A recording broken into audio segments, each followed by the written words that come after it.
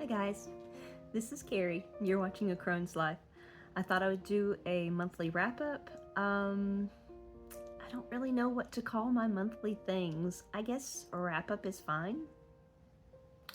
Anyway, so if you're new to my channel, hi, I'm Carrie. If you've been here before, welcome back. I'm so glad you come to share my space with me because, yeah, it's crazy. It can be pretty crazy around here. So with my monthly wrap-up, I thought I might try to be organized this time, which is stupid. I can't organize myself to save my life, but I made notes so that maybe I can keep track of what I'm trying to talk about, because I will ramble. You know I will. Okay, the first thing I wanted to talk about, and this is going to take a minute because I'm trying to get through I'm trying to work with a lot of decks, so I'm going to cover the decks that I've worked with this month. I also want to shout out to a couple of people. Kathy Kerr, she has been asking me about how I'm doing. She's been concerned about my health. Kathy, you are the sweetest thing. I mean, I can't believe that you care about somebody you've never met. You're a doll. Turns out I had bronchitis, so I was working through the infection with antibiotics to start with, and it was more complicated than they thought, so we had to switch things up. It took me 2 weeks, maybe a little over 2 weeks to really get well. I tried to make a video. You guys saw I was really ill. There's no reason why I should have been doing that video. I'm glad I did though, because I don't want to lose touch with everybody here. I love this community. But I still have a bit of gunk kind of floating through my throat area, but I will pause to cough, I promise. I try really hard not to cough on camera. But other than the cough, I feel great. I feel fine. I think, you know, it's a good idea to just have antibiotics once a year or something to get rid of whatever you don't know you have. I'm sorry, I'm going against all of the medical community's opinions as well, but man, I think I was sick for a really long time, but getting through this bronchitis really made me feel better than I have in a long time. I feel great. Okay, so decks. I don't have them with me right now. I will put pictures up of my setups and I'll label, or you can figure out, I'll label the decks that I was using. So I would like to kind of rank the decks, but it's kind of hard to because I like them all. There are some I have favorites, but it's hard to like. I mean, if I did a scale from 1 to 10, that would be easier, but 5 stars and down to 1, that's really hard. So we started the month, October 1st, I was working with the Tarot of the Starbound Phantasia. It was with the Roots and Wings, the Fauna mini deck, and I love those mini decks. I'm going to try and check to see if the creators made some more because they're awesome. But I will, like I said, I'll put pictures up. The Fauna mini deck and Zeke's Arcana. So to start out with, the Starbound Phantasia felt very Marseille to me. I think that's what I was thinking. Let me check my book. It felt very Marseille. Like, I could check the descriptions, because what he does is he does a little pamphlet and it's got keywords on it, but there's no like write-up for how he got to, or you know, there's nothing very elaborate. It was just keywords. So to elaborate on his keywords, I ended up looking things up. So the Ten of Swords was collapse of logic, and yeah, I connected things that happened through the day with the cards that I drew. So we were looking all over the house for a pacifier for my granddaughter, and it was hours. And the poor thing, she just wanted to nap, and she couldn't nap without her pacifier. So we were just, I say we, she and I, and then my husband gets home, and like 2 seconds after he gets home, I find it sitting on the floor, like right in front of us. It was ridiculous. So a collapse of logic can't find something that's right in front. It didn't make sense why I couldn't see it. Anyway, or not, if you know someone well enough, like a partner, then you understand their feelings about certain things, so it's easier to see it from their point of view. But my mom has, she's got dementia, Alzheimer's, and to try and put myself in her position and know where she is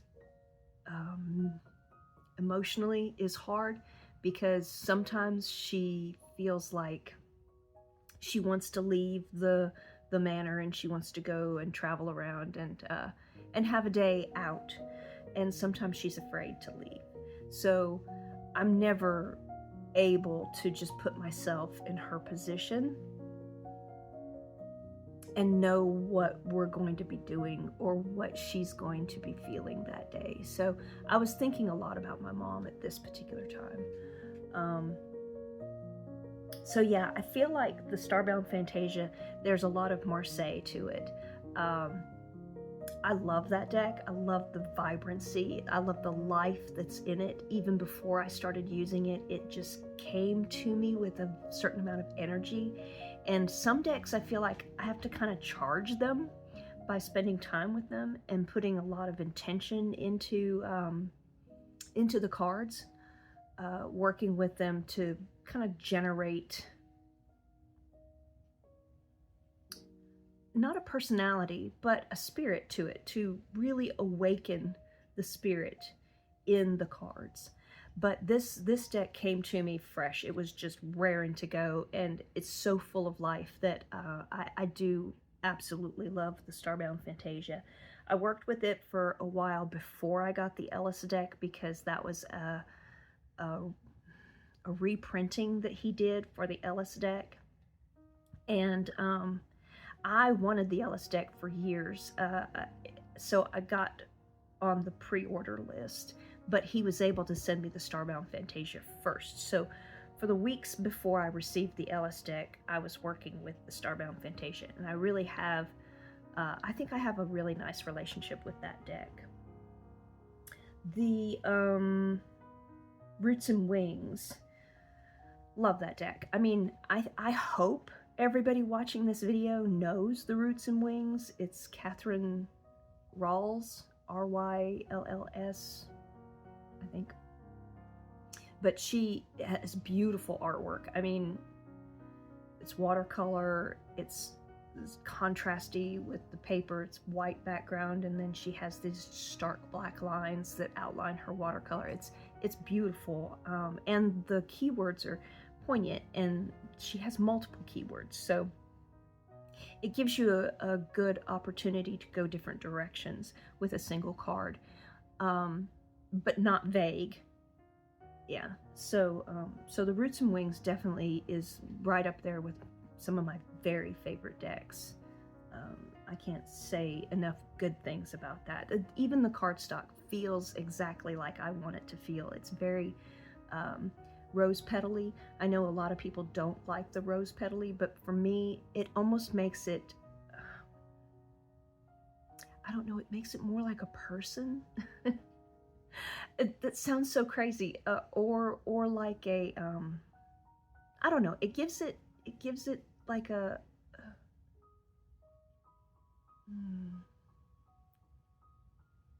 Let me think about that. I'm gonna think about it and come back.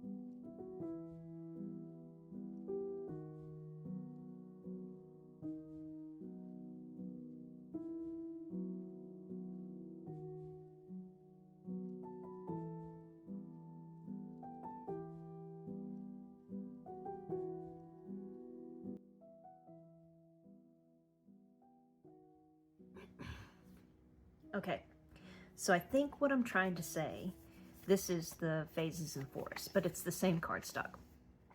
I think what I'm trying to say is it's a comfort feeling. So when you snuggle into your sheets, you feel this soft, gentle, brushed cotton kind of feel on your skin. When I hold linen cardstock, it feels like an old book, or the cover of an old book, or, you know, something. It's not, and for some people that would be very comforting, but it's not something that I would snuggle with necessarily, or cozy up to. I do love reading, but books aren't something that I hug. I mean, sorry. I don't have that kind of relationship with books. And some decks are very kind of sticky, and the glossy has this less than texture, but texture, a sticky feel to it. So you know, you associate certain sensations on your fingers or on your skin with other emotions, and this is cozy to me. The rose petal finish is cozy. So when I was growing up, I had stuffed animals. Like, I love them so much, I asked if I would take them, if God would let me take them to heaven with me. So much I love my stuffed animals. So rose petal to me is that. It's like cozy in it. And people say it clumps, and sometimes that is something you have to work through, but I've noticed that when you shuffle or when you rub your cards together, it makes these micro abrasions in the cardstock, and essentially that's what keeps things from sticking. So you really just have to work with it, and you know, you figure out your own tactics for how to give it the shuffleability. I am not opposed to working to make a deck the way I want it to be. But I do love rose petal. That's some of my favorite. Linen cardstock is also a favorite, but it's weird because if the linen cardstock is too slick, or you know, if there's just not enough of it touching the next card, they just slide everywhere. Like, I can't remember if it's the Terra Volatile or if it's the Pagan Otherworlds, but one of those decks, when I stack them, it's almost like they're trying to get away from each other. cards are running away from each other. They just slide everywhere. This is going to be a long video. I'm so sorry. Okay, Roots and Wings. Love Roots and Wings. One of my very favorite decks. And I have the one that came in the little pouch, so it's travel size. I take it with me wherever I go. That's not true. I take it with me whenever I can take it with me. Sometimes I have an agenda, and I want to take certain decks. Okay, the Fauna mini deck. That is the one that has like watercolor paper or watercolor cardstock. It's very textured, and it's a small deck, so it's not even like you're gonna riffle shuffle it anyway. But I love those because they have the meanings of the cards on the back. I don't know which one you would say is the back or the front. It probably doesn't matter. I usually shuffle with the words up because I can ignore, I can look away, I can ignore the words.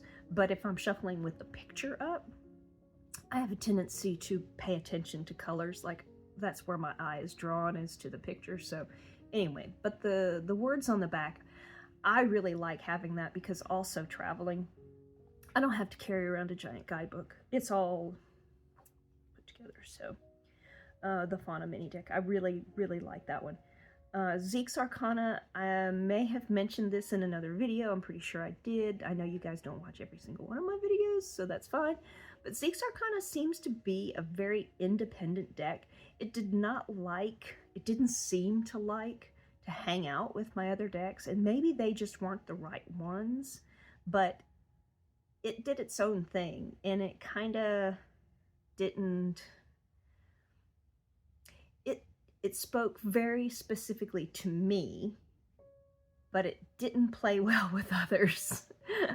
I'm not sure what I did wrong.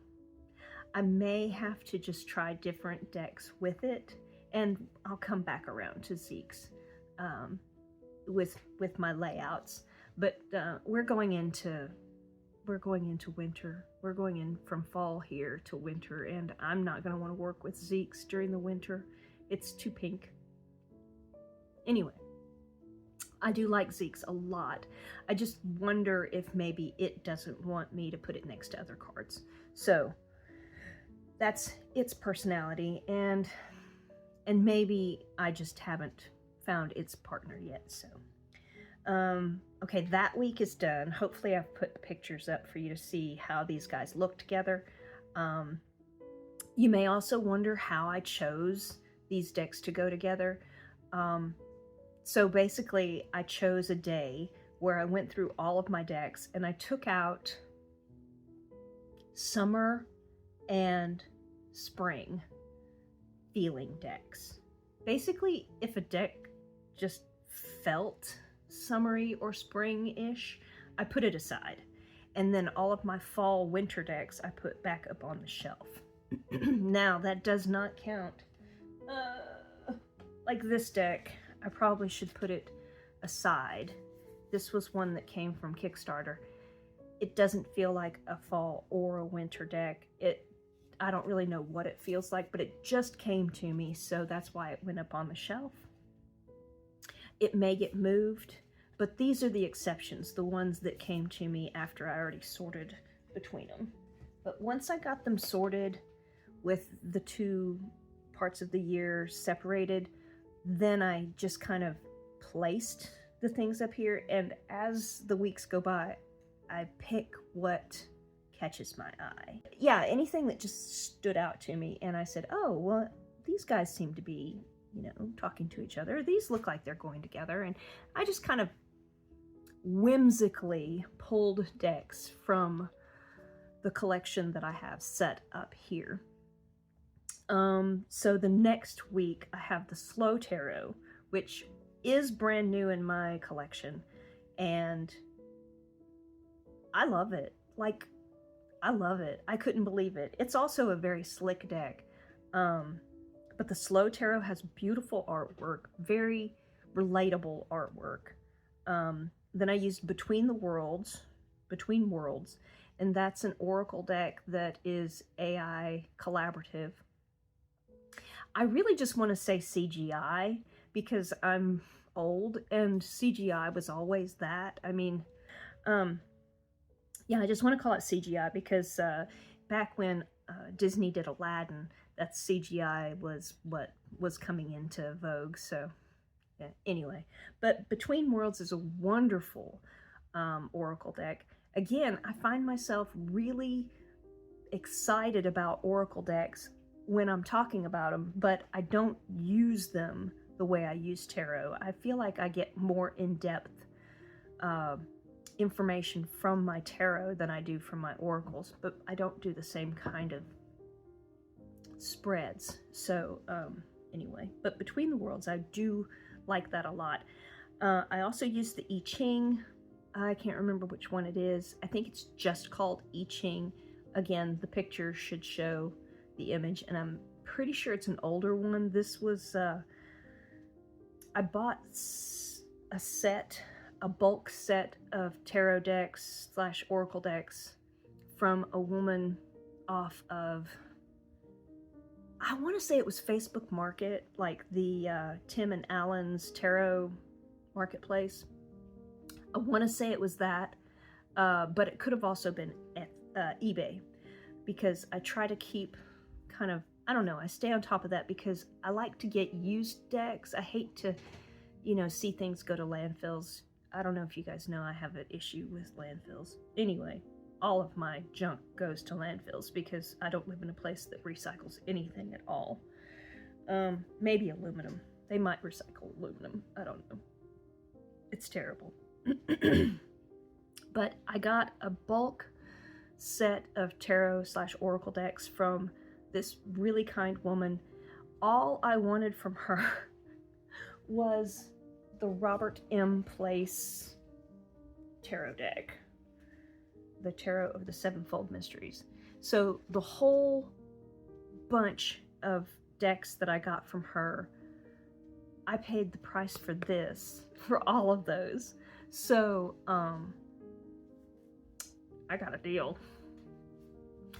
Yeah, and this came with a guidebook too, I think. I'm pretty sure she had the guidebook for this in the, the big one, in the box. So, I got a great deal. Like, she offloaded such good things to me.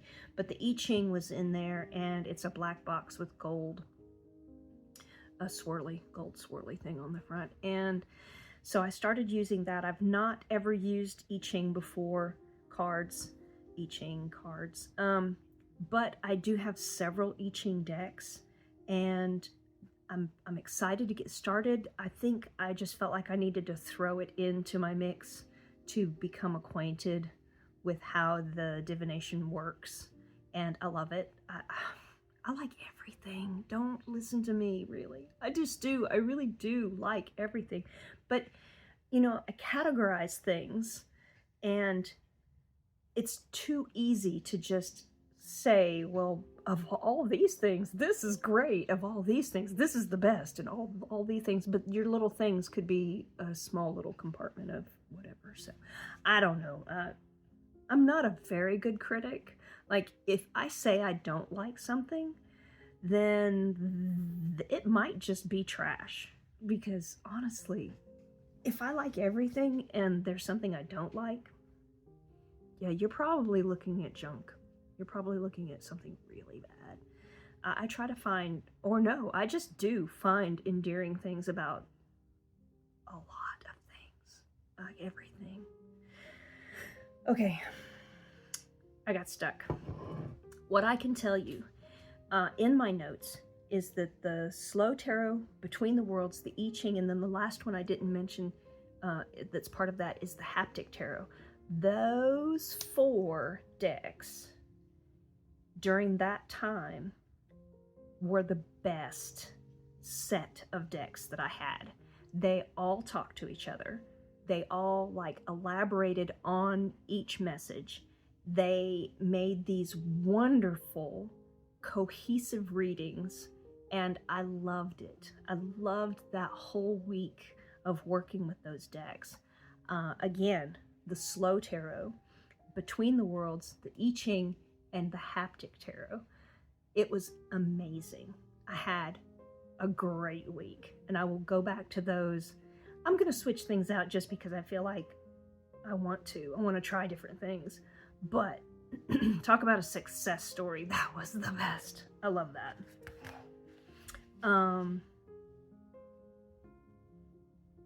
I don't think I have any criticisms. The I-Ching is the only one that's kind of a basic, it's a very basic deck.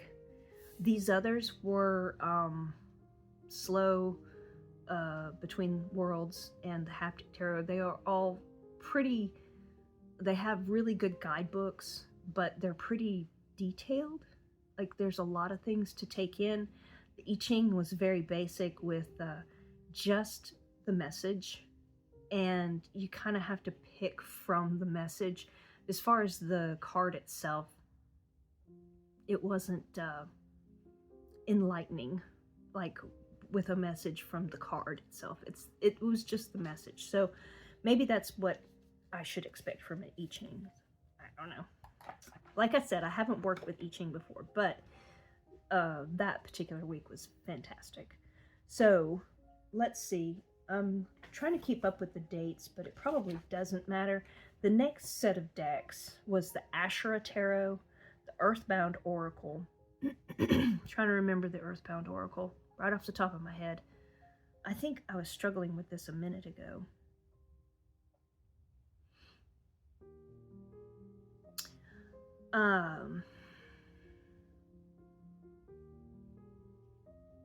Maybe I need to look at it.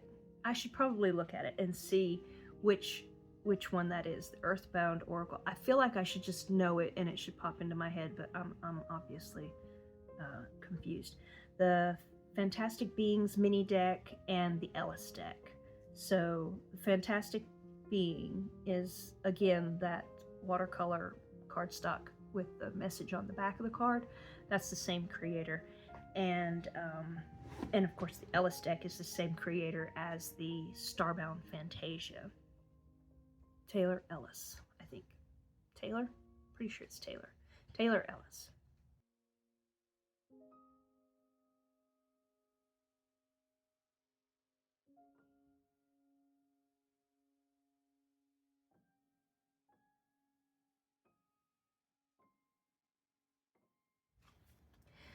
So the Earthbound Oracle. I knew this deck. I just couldn't remember the name going with the image of the cards. This is from Skull Garden. I know his name. Oh yeah, Swartz. So A.L. Swartz, and I know his name besides the initials, but he sells on Etsy. And for a minute, I think all of his decks were out of print, but I think he did a reprint. So the Earthbound Oracle. I love this deck. This is probably one of my oldest decks. That's not true. If you count, it depends on how many you say one of. It is an older deck. Oh, I just lost a piece of the box. Okay, that's all right. It just means it's loved. Also, I just wanted to pull out the Fantastic Being because a picture of my setup isn't really going to show you what I'm talking about with the cards. So, that's the front, what I would consider the front. This is the artwork, so it's stars. And on the back, it's got all this writing. So it's the title, and then there's just a single keyword, usually just a single keyword, and then the whole write-up. And then down at the very bottom, she has the earth, fire, air, and water symbols. So it's an association with a certain element. I think that's pretty cool. But it's definitely like a watercolor. What do you call that? A hot press watercolor, because it's got a lot of texture to it. Cold press is smooth, I think. Watercolor paper. It's been a while since I've shopped for watercolor paper. The Asherah Tarot is a Thoth-based deck, and the artwork is amazing. I was so curious about this deck, and for a while I took the name for granted. And then one day I just kind of woke up and I was like, I wonder what Asherah is all about. So I looked it up, and evidently Asherah is the name of who should be the wife of God in like the Christian God, which is really interesting to me because I mean, I was raised Christian, and like in a way that most people are kind of different than most people. I went to a Christian school and I had to memorize much of the Bible, and yeah, like I had no idea that there was even a feminine form of God. So having a wife, it was just like, what? So I did a little research, and yeah, so there's texts, there's old texts that mention Asherah as the wife of God. So that I learned a new thing, and that's what I love. I love to work with strange and unusual, maybe decks or things in general that teach me things. So Asherah Tarot, probably named after the wife of God. Earthbound Oracle always gives great readings. Sometimes, and I blame myself, sometimes I don't always see the message right away. This is one of those decks where if I could carry the card around with me through the day, that would be helpful, because I would remember to think about it and to reflect on what the card was, or what the message was from the start of the day, and how that influenced the rest of my day, or how I could connect it to my day. But oftentimes when I do my layout in the morning, I'll take time to write about it, and the writing, the putting words on paper and getting the expression from inside me to outside me is really the whole purpose. Because, you know, we're all a little messed up in our own ways, and I'm messed up because I can't express myself. I have emotions, but I can't name them. So having the ability to take my words and describe my feelings is a big deal. So writing about my cards is really my whole practice. It's working on me. I'm not trying to see the future. I just need to figure out how I can be a better person, and how I can help the world, or help the people around me to help the world. So this deck is a challenge to me, because it takes more contemplation than I usually give it, because I'll write about it and then I'm kind of done. But I think that this deck is really in it for the long haul. You could even, and I may try this sometimes, but you could even draw a card a week, and that one card will help you, or will make connections through your week. It's in it for the long haul. That's the only way I know how to say it.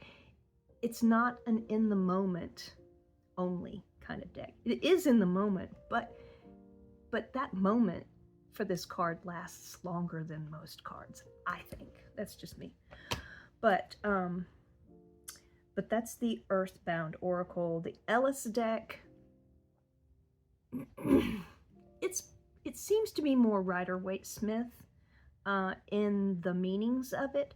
But again, I think that there's a lot of other influences to his keywords. And again, it's just keywords for Taylor Ellis. He gives you the groundwork, and then you got to figure out how that plays into your reading. And I appreciate that. Like, sometimes I need that kind of freedom. Other times I just want somebody to tell me what's going on. We have moods, don't we? Okay, so out of those 4 decks, it's hard to choose. I like all of them, just in different ways. So I think that they worked well together.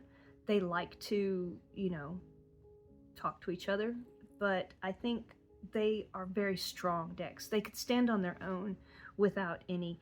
Well, the Fantastic Being mini deck probably shouldn't stand on its own. I think that really this mini deck is, and the series of these mini decks are really best for enhancing other readings. So I'll just throw that in there. But I think that was a really good setup for the week. Okay, so the next week was the 5-cent tarot, the Supra Oracle, which I struggled with. I love that deck, but boy, are their descriptions really esoteric, or maybe they're cryptic. I think I'm going to go with the word cryptic, because when I was reading the descriptions in the guidebook, I was thinking, this kind of feels like mumbo jumbo. That's just me. I'm sorry, but that's where I was. I was reading the descriptions and I was thinking, somehow this doesn't tell me anything. So I struggled with the Supra Oracle.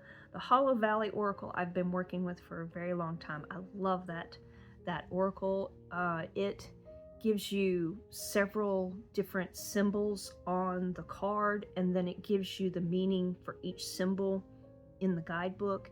It puts it all together in the description, and then it has another breakdown at the bottom of the page that tells you like the high vibe feel keywords and then the low vibe feel of the keywords, and how you can kind of mix those together if you're high vibe in some places and low vibe in another place. It's flexible but very specific. So it is also another one of my very, very favorite oracles, the Hollow Valley Oracle. And then I used Mr. Friborg's Tarocchi. That is a Marseille deck, pretty sure. His guidebook, I'm gonna gripe for just a minute.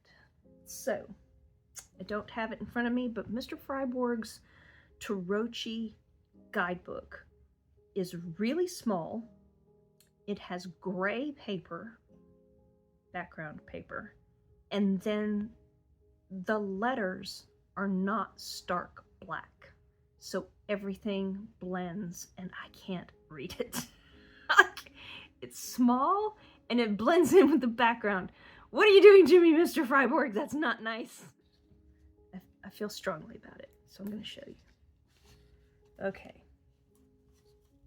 For one thing, let me look at the beautiful cards. It's beautiful. This is the guidebook. It's very small, which, you know, I'm okay with small. My hair is going bananas because I'm being animated. Okay. But look, the paper is gray. These letters are gray. This is the only thing that stands out. And it's tiny.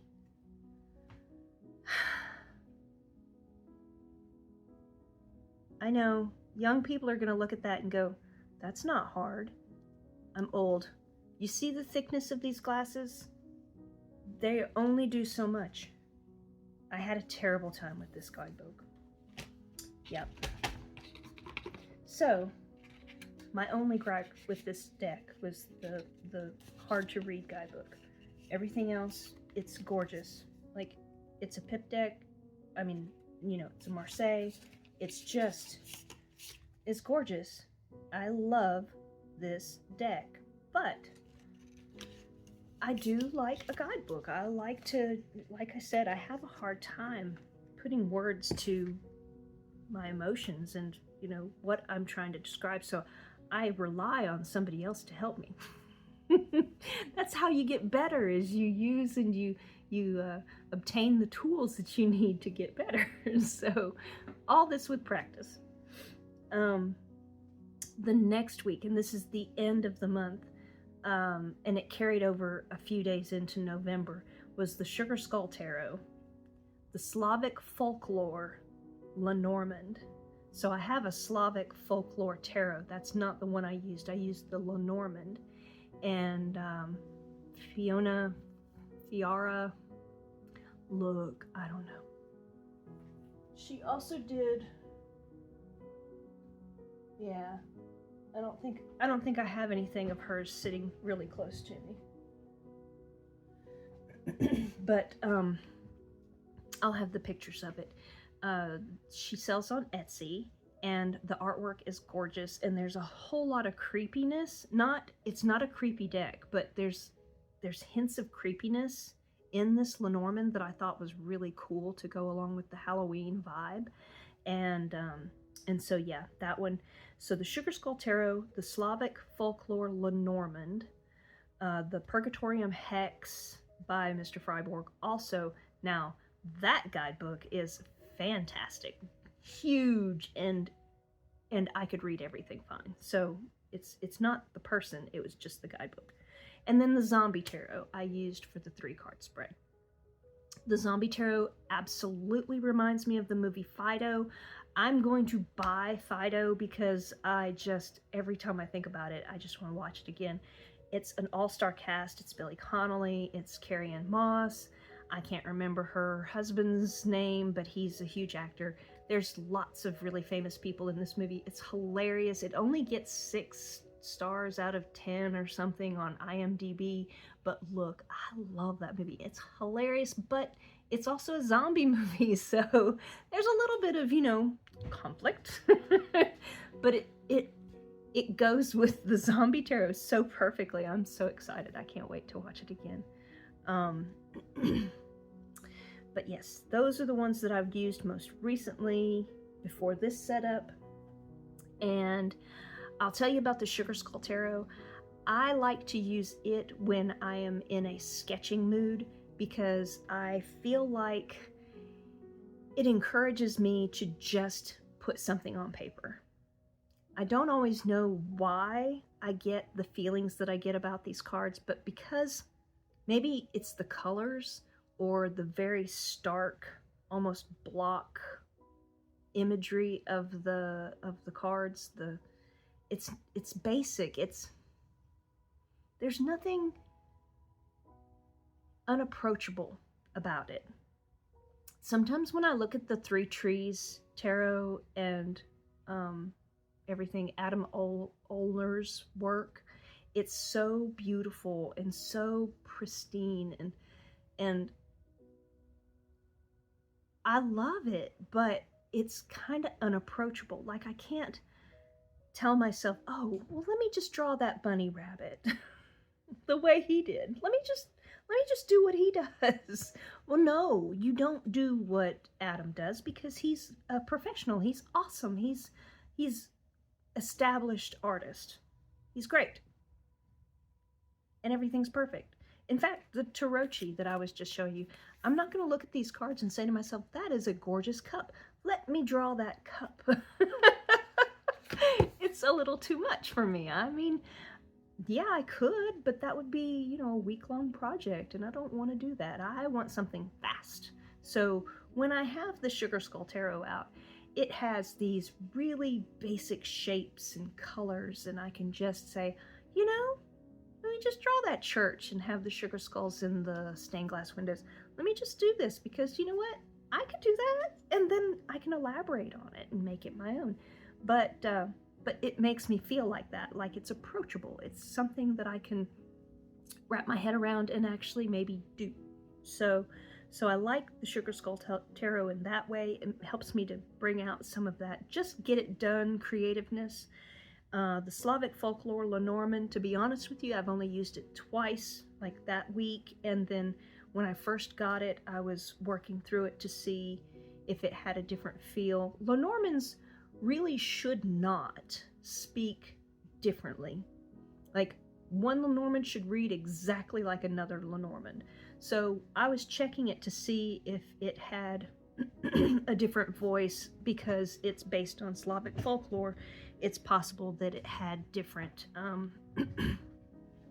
messages, but it kind of does, because some of the cards are based on stories that don't necessarily, they're not, anyway, I don't want to speak to it because I could be way off, but the Frog Princess is one of the cards, the Lily, and I didn't feel like the Lily had the same message as another deck that has another Lenormand deck that is just a basic Lily, but going off of her guidebook.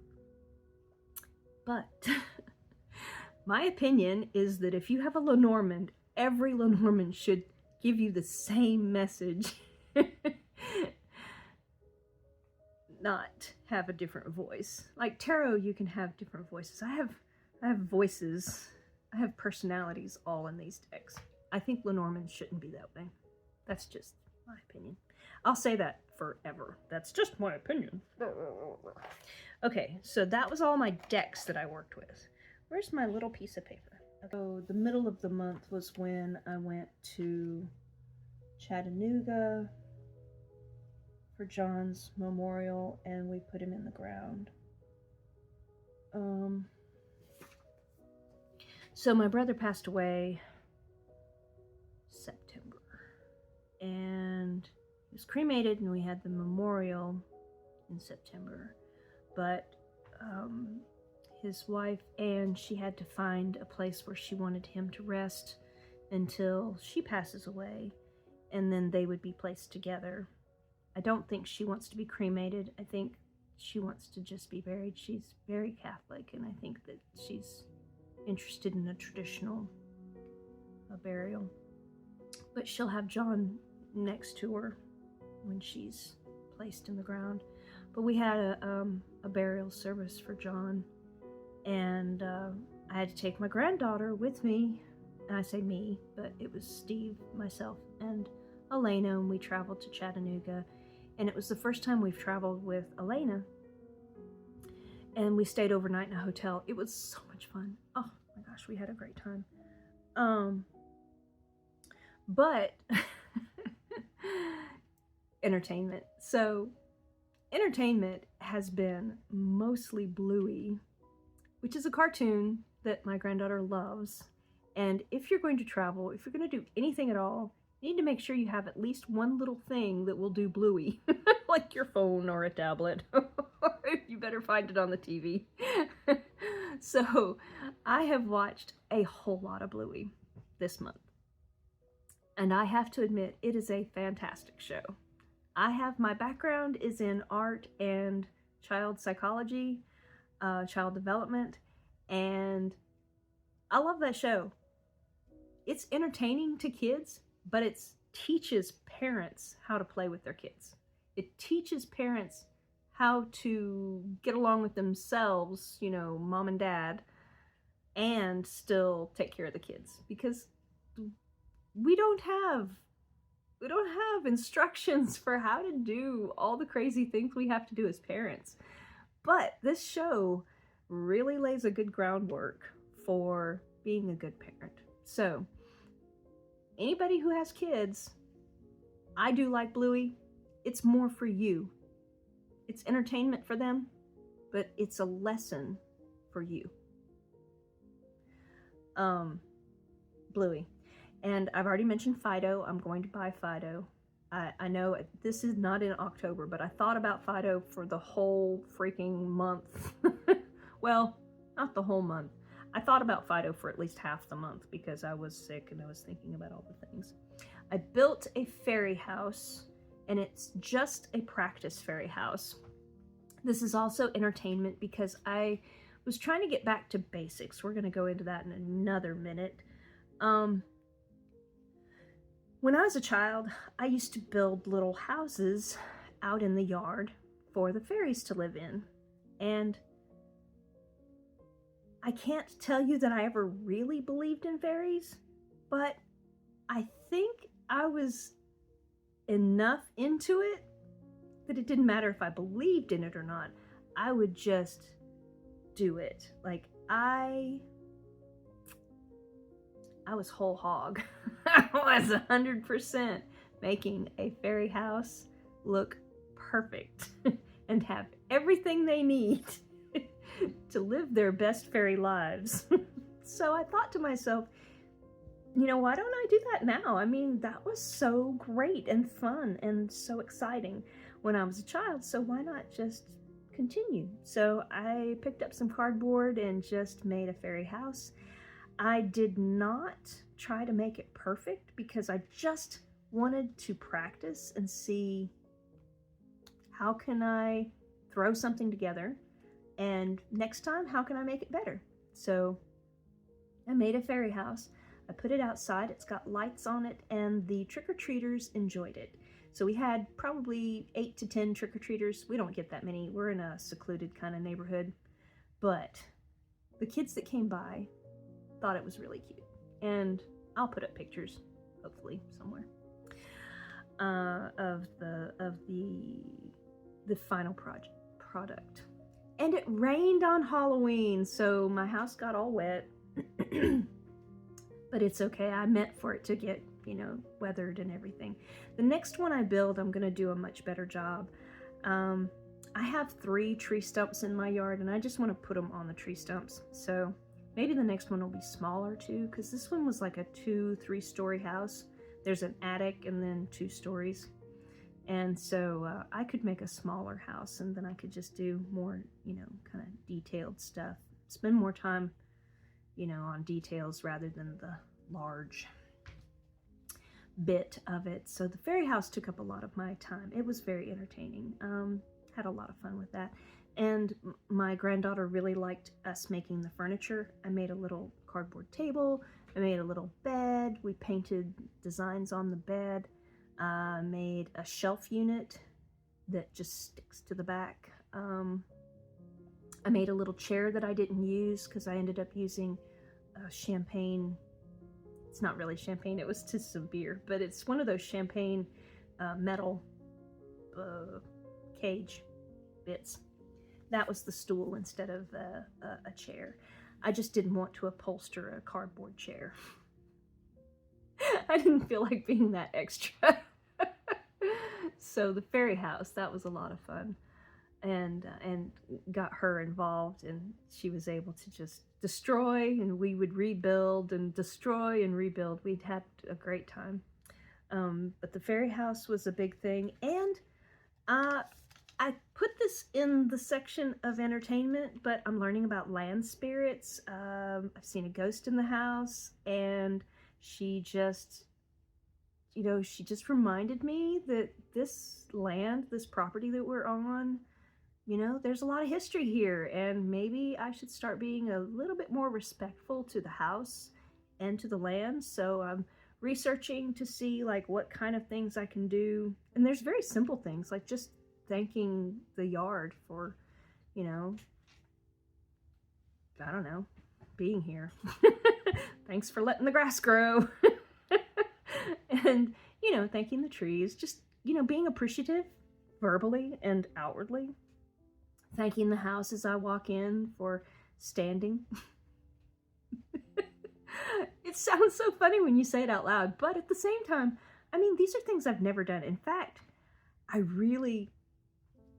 this is not a secret, but I feel like I should whisper. I really hated this house when we bought it. This was not my choice of house to buy. I wanted a house in a like established, beautiful neighborhood that was further away from his work. He wanted to be like a minute from work. He wanted to be able to walk to work if he wanted to. And I was like, you're just spoiled. Like, that's silly. No. We need to be in a nice neighborhood. So this house is really old. I don't know if you can tell from the paneling. The paneling is, I don't know, 1/2 inch heart pine. I'm going to say that. It's probably true. But the paneling is in It's in the hallway, it's in the living room, it's in here. This is the only room that it's naturally colored. So in the hallway they painted it white, and I've had to repaint it because the resin from the pine comes through the paint. And yes, Kilts is very good and primer is very good, but pine resin, yeah, it's stronger, so it comes through. And we've been here for 23 years, I think. So the hallway is painted gray-ish now. It was white. And then the living room, there's one wall and then kind of partial wall on the other side that has this, and it's been painted lots of different colors. So it was pickled gray. I don't know if you guys understand or remember pickling as far as paint goes. It's almost like a brush coat or a thin layer, so you could see the wood grain, but it also colored the wall. It was big here in the South, so when we first moved in, I painted it red. Yellow walls and red wood on that side of the living room. But yeah, it wasn't my favorite house. So, you know, for a long time I was just like kind of praying that a tree would fall on the house and that we would get insurance money and I'd be able to rebuild. And ugly, not so nice thoughts for quite a while. Knowing that you can really renovate an old house and make it nice is encouraging, and the fact that we haven't done anything to this house except for paint the walls, it makes me think that, you know, we really just need to spend time loving and caring for the house, and I need to be more appreciative. And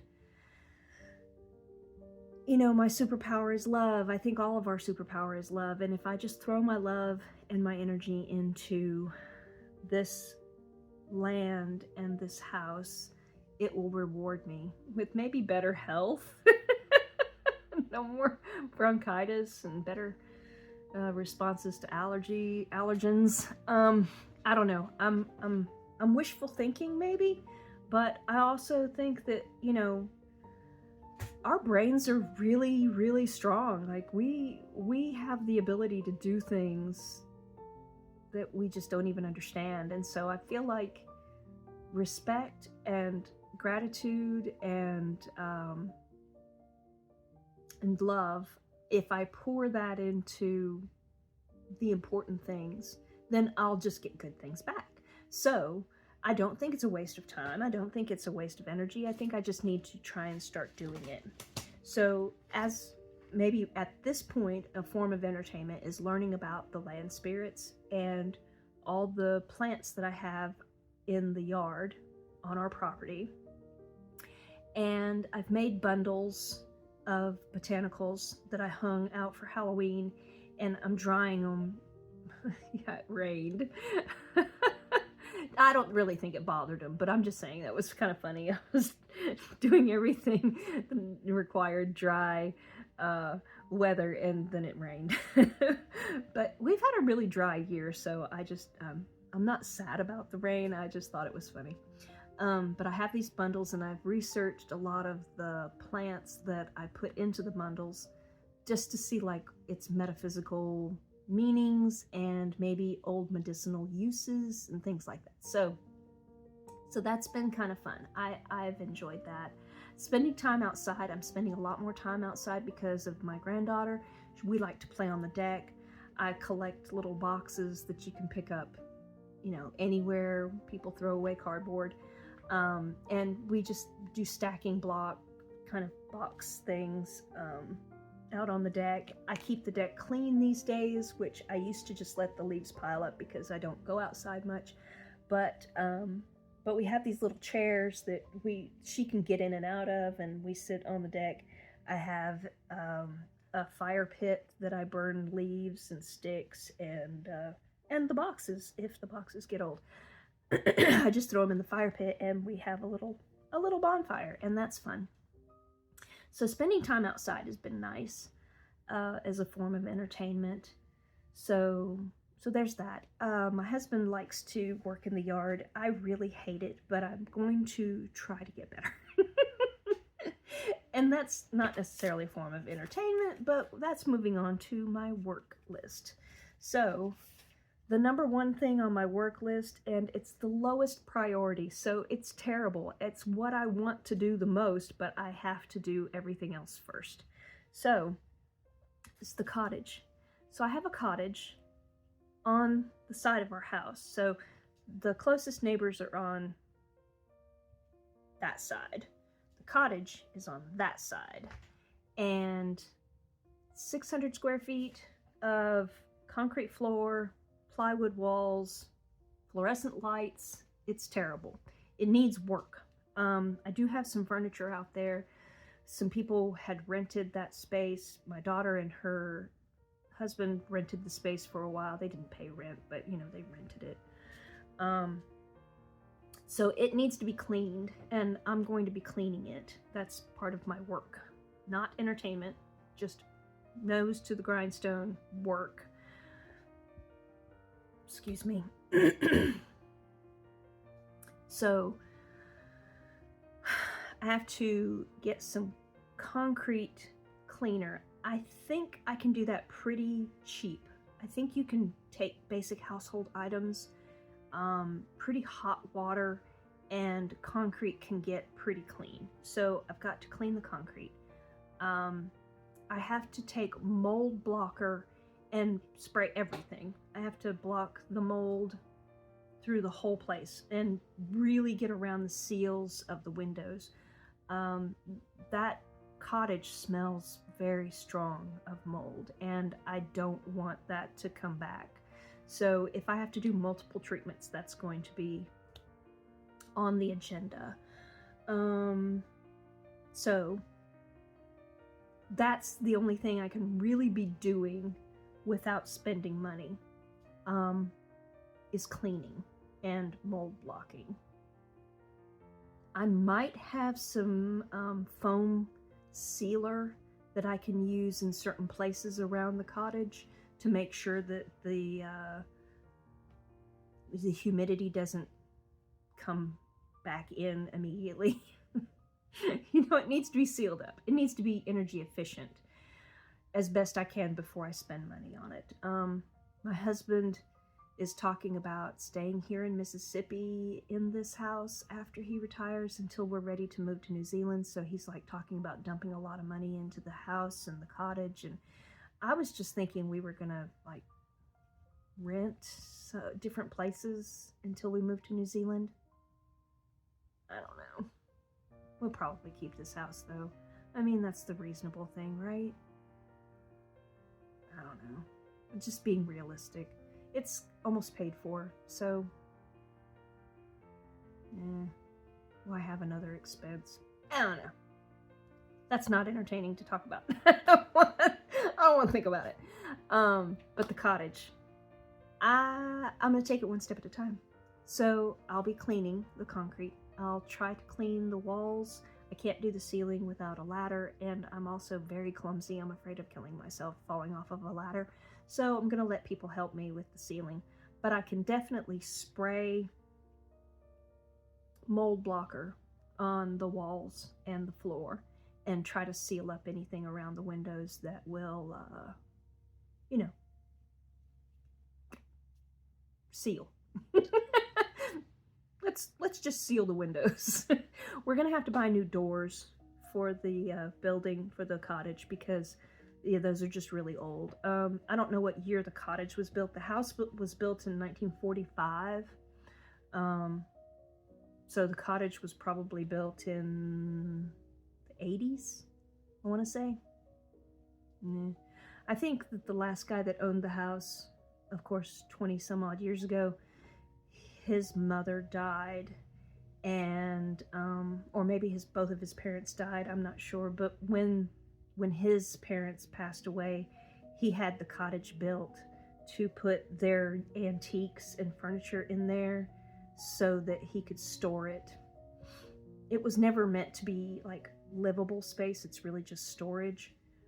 We've not used it, well, we did use it for storage, but it was Christmas stuff, like seasonal things that you take in and out of the house. I hate going up in the attic because there's just, our attic isn't gorgeous. We don't have a nice attic. So that was really our Christmas storage, decoration storage. And then we just started renting it to people who needed. It's not a livable space. There's no running water. There's no kitchen. It's just a big open anyway. Okay, so it's a unique space. But it's going to be my little witch's cottage, so I'm going to have all my fun stuff out there. And I call it witch, but you know, I don't really do witchcraft or anything. I like the crystals and the tarot and the fun stuff. So I really like to have my altars, and I want multiple altars. So when I get out there, I'm going to have a couple of different altar spaces. So that is work. The cottage. I need to clean my house, and I want to declutter. When my father passed away, I took in a lot of their stuff because it was sentimental and it meant a lot to me to have certain things. So I have a lot of things that I don't want or need. And the more I learn about like the energies of things, and this is like my feelings about the energies of things, but also feng shui and just other beliefs that kind of feed into this whole feeling that I have. I don't need dead people things in my house. Like there are some things that have a good energy, a good nostalgic energy to it, so it brings me joy. You know, Marie Kondo kind of sparks joy thing. But there are other things that are just like, oh, no, I don't need all in my life. It's not a great feeling. It's not a bad feeling. It's just kind of I don't need that. I don't need that kind of in-between feeling. That's just clutter. And it blocks that good energy that I get from other things. So I need to declutter. I've also created really big messes on both of my desks. I have a desk like right there, and then I have the desk right here that you're sitting on. And both of these desks are a disaster. I was sick. I didn't want to do anything for 2 and some odd weeks, two weeks and several days. I just sat here and collected stuff at my desk, and then I would just throw things on that desk as I walked by. So work. I need to clean off these desks, which is also part of decluttering, because what you have to do with decluttering is you have to categorize your stuff. You say, okay, these are tarot decks. They need to go up here. They need to go down there. Or they need to go over there. These are like wash rags. I use these to just dust while I'm walking around, and you know, they're just everywhere. I just keep these, but I need to collect them and say, okay, these are dirty. They need to go in the laundry. These are clean. I can put this right over here so I can use it again. Crochet stuff. I need to put all my crochet stuff in an area. So categorizing stuff needs to happen, and then I can declutter after that, which honestly I don't really think I have a whole lot of stuff to declutter off of this desk. I need to give my mom some things. She's got some greeting cards from friends of hers that get sent here. I need to take to her. Oh, booger. I don't know how I'm going to edit this video. There's another entertainment thing that I wanted to talk about. Okay, let me finish this up. I need to lose weight, so I'm going to start recognizing days of fasting. I have a Moonly app, and I'll put up a picture of the Moonly app because I've already collected the picture. Just need to put it up. And my Moonly app will tell me days that are favorable for fasting. And sometimes it has to do with a celebration or an event.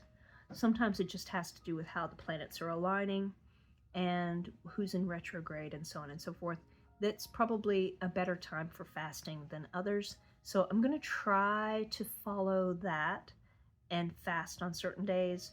And that way maybe I will shrink my stomach and decrease my appetite naturally. Otherwise, I'm in trouble because I really am not up for just gigantic changes in my life. But that's work. So I'm going to try to lose weight. What else? So getting back to basics, that's my emotions section.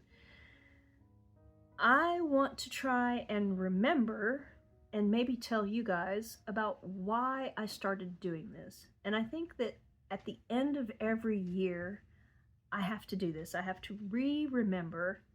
Sorry, I have a hair or something tickling my face. I have to remember why I'm here talking to you on YouTube. And to start with, this is a long process, so whatever I say right now is going to be altered, perhaps changed, but definitely altered over the next few weeks. I know that I started this channel to make myself accountable to finish projects, and tarot was a project. Whenever you bring something big into your life, like journaling is big, you bring projects like art, crochet, macrame, or anything that you bring into your life that's really fresh, brand new, you have to finish things. Like, that's how you learn to do it. You don't just start something and then say, oh, I'm done, I'm going to take it out and do it again. You end up with nothing that way, and you don't know how to finish something if you never finish something. So I told myself, been working with tarot for a while, now I want to be accountable for what I'm doing with my tarot, what I'm doing with my journal, what I'm doing with my art, and what I'm doing with my crochet. And I have in the past, and still probably now, have way too many unfinished projects. And my way of being accountable for finishing something was to bring you along for the ride. Hey, you, guess what I did? I finished a hat. I actually did. I finished 3 hats. I finished 2 for the baby and 1 for Micah, her daddy. And then I started another one for Shelby. And you'll have to forgive me, this looks like, it's really weird on camera. I've already taken a picture of it and it looks bizarre. But it's silver yarn. And it's a hat. I've got this thing in the back of my hair, so you're not going to be able to see it very well. Yeah, it's a hat. It's cute. Anyway, yeah, I'll finish that for Shelby soon. She's going to Arizona. She does not need a hat until she gets back. So, yeah, being accountable and getting back to basics with the accountability. Another thing I want to do is to learn how to communicate. But yeah, I want people to always understand the words that are coming out of my mouth, or understand the writing that I leave behind, because at some point we have to consider our legacy. Like, what am I leaving for the people who come behind me? And it doesn't matter if they're related or if they're not. If someone is interested in what I have to say, then I need to learn how to say it where they can understand and take away something that's useful to them. So that is another basic for my channel. Oftentimes, I don't care what I talk about. I just want to get practice talking. Gosh, it sounds so funny to say things out loud. That's why I have to practice, because, you know, it sounds so funny. I'm going back to the entertainment section because Night Vale. Welcome to Night Vale. I was watching somebody else's video. Sasha somebody.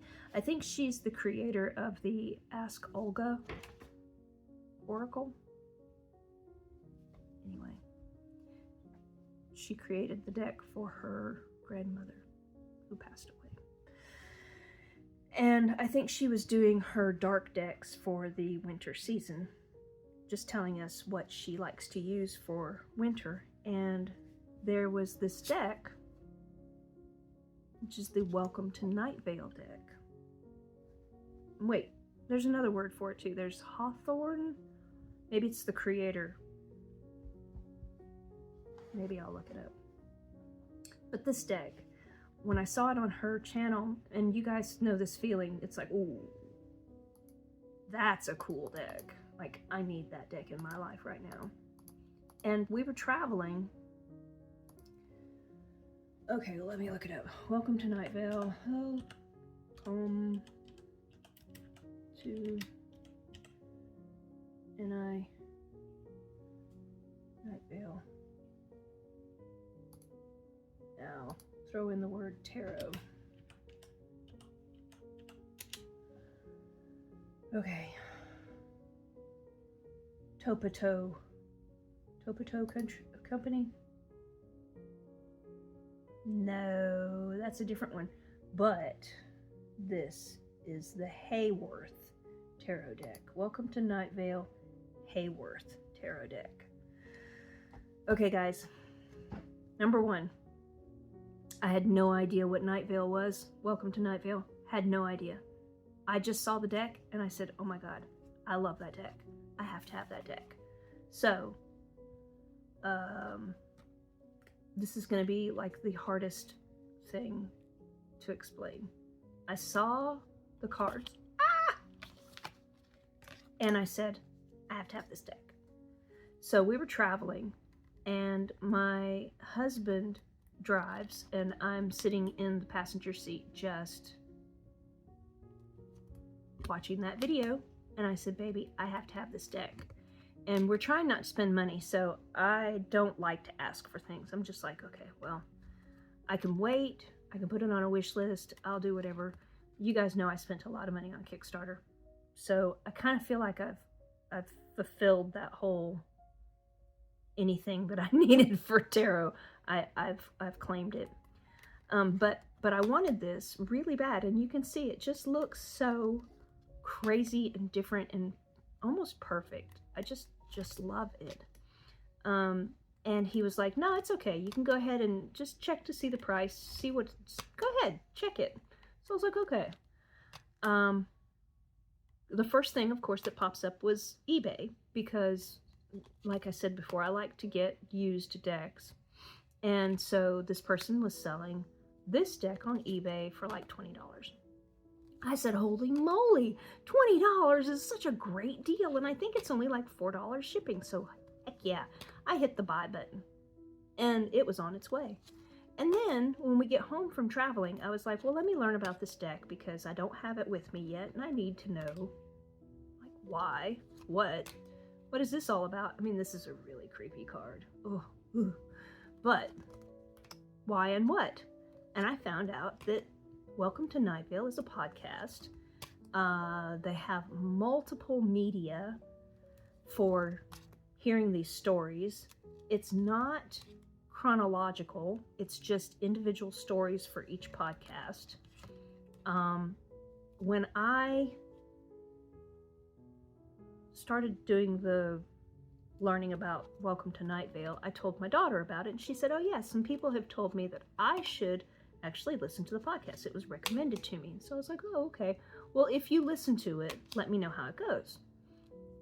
So she starts listening to it, and I listened to the introduction. I think that's all I listened to. And I decided that it's very possible that this is too creepy for me. Now, I want you to understand something. I love horror movies. I adore a good story. But there are things, like books, very specifically books, that influence me. Influences my mind, influences my mood, and I carry it around with me. So, me, I don't read the news. I do research, very specific research on things that I want to know. Like for the election, I learn about our candidates. I research to find the people who maybe align with my interests in local and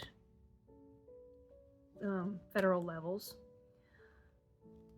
I do not watch miserable war stories. I try to be aware, but I carry that around with me, and I can't hold that in me. I have other things in my life, and I have to be mentally healthy, and I have to be stable for other people in my life. I cannot take on stories of people and about people that I can't help, because that's stagnant negative energy sitting inside of me. So a lot of things I just do not learn about deliberately. I do not learn about them. Welcome to Night Vale seems very creepy. It's all conspiracy theories that are true. I mean, I just don't know that I'm ready for it yet, but I'm interested in it. I need to get, myself. I need to be aware of what I'm getting into, really, and prepare myself for it. That's a very strange card. Fiction is different. Of course, I can always tell myself I know the difference between fantasy and reality. But I think my son brought up something to me, a movie that was sort of based on reality. And boy, I had a hard time getting rid of that. That energy, that memory, that thought, the cascade effect inside my head, it was too much. Prozac can only help so much, guys. I have to take care of me. But entertainment wise, once I get things settled and I'm ready for it, I may start listening to Welcome to Night Vale, because it does sound really good. It's just I need to be ready. So that was everything, kind of out of order, not really even the way it needs to be for a good YouTuber. But I'm trying my best, and here we are. So I guess that covers everything. Okay, guys, have a great week. I will talk to you next time, and stay safe. Bye.